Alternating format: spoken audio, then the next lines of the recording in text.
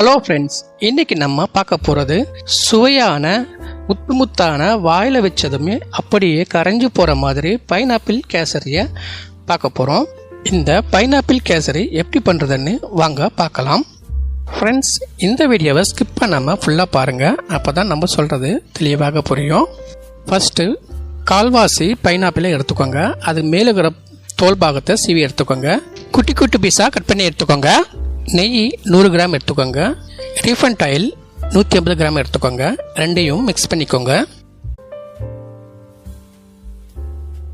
Pan சூடானதும் 3 table spoon mix பண்ண ஆயிலை சேர்த்துக்கலாம். 100 கிராம் முந்திரி எடுத்து நல்லா பொன்னிறத்துக்கு வறுத்து எடுத்துக்கோங்க. ஃப்ரெண்ட்ஸ், முந்திரியை கருக விடாமல் பார்த்துக்கோங்க. கருகிச்சுன்னா டேஸ்ட் போயிடும். கருகாமல் பொன்னிறத்தில் வறுத்து எடுத்துக்கோங்கணும். ஒரு 10 போல் திராட்சை எடுத்துக்கோங்க. மிதமான சூட்டில் வறுத்து எடுத்துக்கோங்க. திராட்சை நல்லா பலூன் போல் வந்துருக்கணும். எடுத்து வேறு பிளேட்டில் மாற்றிக்கலாம். பாருங்கள், திராட்சை எப்படி பலூன் போல் வந்திருக்கு. இந்த ஸ்டேஜில் வேறு பிளேட்டில் மாற்றிக்கணும். இதே நெய்யில் நம்ம கட் பண்ணி வச்சிருந்த பைனாப்பிள் பீஸ்களை போட்டு 4-5 நிமிஷம் வேக விடுங்க. நம்ம இது போல் வேக வச்சு எடுத்தால் ரொம்ப சாஃப்டாகவும் அதோட ஃப்ளேவரும் நல்லா டேஸ்ட்டாகவும் இருக்கும்.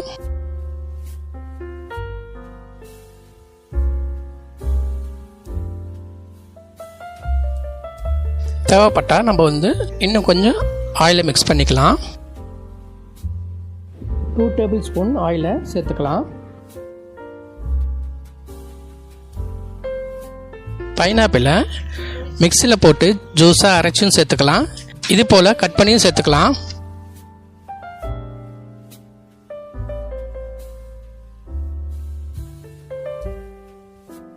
இப்போது இந்த ஸ்டேஜில் 1 கப்பு ரவைக்கு 2.5 கப் அளவு தண்ணி எடுத்திருக்கேன். 2.5 கப் அளவு தண்ணி விட்டுட்டு இது நல்லா கொதிச்சு வரணும். அப்போ தான் பைனாப்பிள் ஃப்ளேவரு நல்லா இறங்கி வரும். இவங்க ஒரு சைடு ரெடி ஆகிட்டு இருக்கட்டும். நம்ம அடுத்த பக்கத்தில் ஒரு வானொலியில் பாதி அளவு எண்ணெய் எடுத்துக்கலாம். எண்ணெய் லைட்டாக சூடானதும் ரவையை மிக்ஸ் பண்ணிடலாம். ரவையை கருகாமல் பார்த்துக்கோங்க. நல்லா முத்தாக வறுத்தெடுக்கணும்.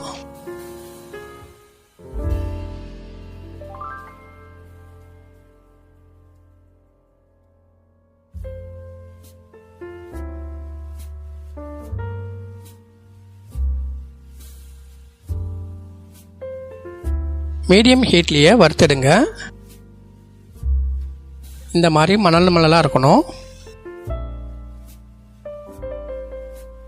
அப்போ தான் சாப்பிட்றதுக்கு நல்லா டேஸ்ட்டாகவும் இருக்கும்.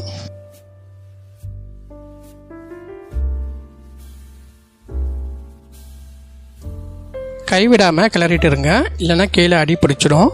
அடி பிடிச்சா சாப்பிட்றதுக்கு நல்லா இருக்காது.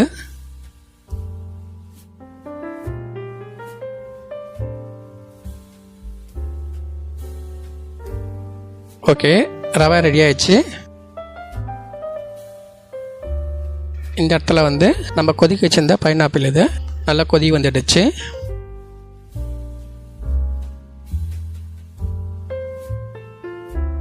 இந்த ரவை கூட கொஞ்சம் கொஞ்சமாக மிக்ஸ் பண்ணி எடுத்துக்கலாம்.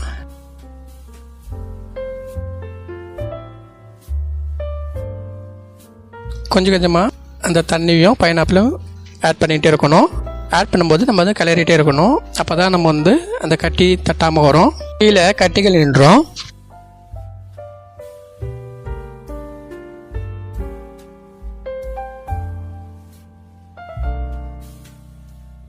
நல்லா மிக்ஸ் பண்ணி விட்டுக்கோங்க. 2 கப் அளவு சர்க்கரை எடுத்துருக்கேன். உங்களுக்கு தேவையான அளவுக்கு நீங்கள் சர்க்கரை எடுத்துக்கோங்க. இவங்களையும் நல்லா மிக்ஸ் பண்ணி எடுத்துக்கலாம்.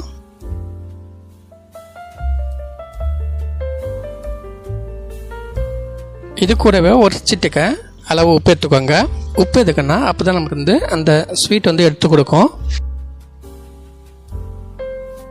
ஃப்ரெண்ட்ஸ், எந்த ஸ்வீட் சேர்ந்தாலும் ஒரு சிட்டிகை அளவு உப்பு எடுத்துக்கிட்டேன்னா உங்களுக்கு டேஸ்ட் ஒன்றையும் எடுத்து கொடுக்கும், இன்னும் அதிகமாக எடுத்து கொடுக்கும். இப்போ ஃபைனலாக நம்ம வறுத்து வச்ச முந்திரி திராட்சையை வந்து மிக்ஸ் பண்ணி எடுத்துக்கலாம்.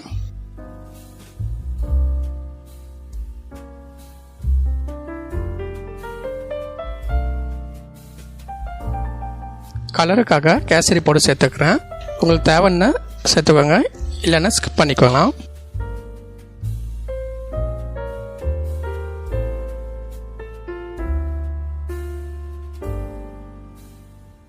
கேசரி பவுடர் சேர்த்த பிறகு ஈவனாக மிக்ஸ் பண்ணி எடுத்துக்கோங்க.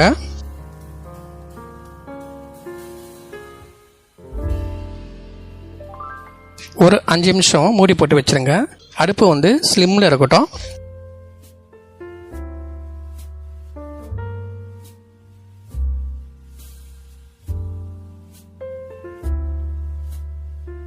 அஞ்சு நிமிஷம் ஆகிட்ட பிறகு மீதி இருக்க ஆயிலை மிக்ஸ் பண்ணி எடுத்துக்கோங்க. அவ்வளோதான் ஃப்ரெண்ட்ஸ், நல்ல டேஸ்டான பைனாப்பிள் கேசரி ரெடி ஆயிடுச்சு. நீங்களும் வந்து வீட்டில் ட்ரை பண்ணி பாருங்கள். எப்படி இருந்துச்சுன்ட்டு கமெண்ட் பாக்ஸில் கமெண்ட் பண்ணுங்கள். அடுத்தது இது போல் ரெசிபி பார்க்கணுன்னா சப்ஸ்கிரைப் பண்ணுங்கள், பெல் ஐக்கனை கிளிக் பண்ணுங்கள். அப்போ தான் நம்ம போடுற வீடியோ உங்களுக்கு உடனுக்குடன் நோட்டிஃபிகேஷனாக வரும். ஓகே, டாடா பாய். நெக்ஸ்ட் வீடியோவில் மீட் பண்ணலாம்.